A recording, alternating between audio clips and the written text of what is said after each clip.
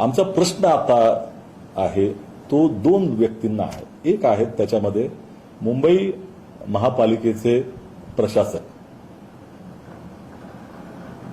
ही property जी आहे ती अनुसूची डब्ल्यू मध्ये येते, शेड्यूल डब्ल्यू.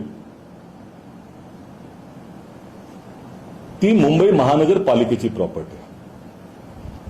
ही 99 वर्षाच्या लीजला दिली गेली होती. त्याच्यामधले दोन भाग होते. एक होता Maharashtra state cooperative housing finance कॉर्पोरेशनचा 54% भाग. दुसरा भाग होता तिथे जे तिथले दुसरे रहिवासी होते त्यांचा 46%चा भाग. हा 54% भागाच्या संदर्भामध्ये रिन्युअलसाठी या महाराष्ट्र स्टेट हाऊसिंग फायनान्स कॉर्पोरेशननं 2002 ला अर्ज केलेला. 2001 ला त्याची लीज संपली, 2002 ला अर्ज केलेला आहे. त्याच्यावरती महानगरपालिका बसून राहिली 15-17 वर्ष.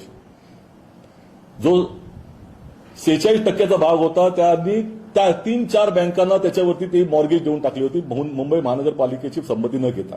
हा सगळा गैरव्यवहार होता.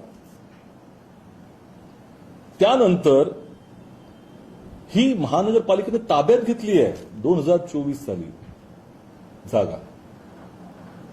महानगरपालिकेने ताब्यात घेतलेली जागा दुसऱ्या एंटिटीला कशी देण्यात येऊ शकते? मग आमचा प्रश्न आहे की ही शेड्यूल डब्ल्यू ची प्रॉपर्टी ही ट्रान्सफर कशी करण्यात आली?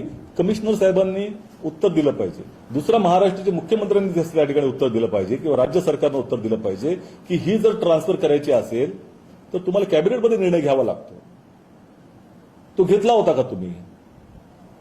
एकलव्य रिअल्टर्स नावाची जी बिल्डर आहे तो कोण आहे त्याच्यामध्ये?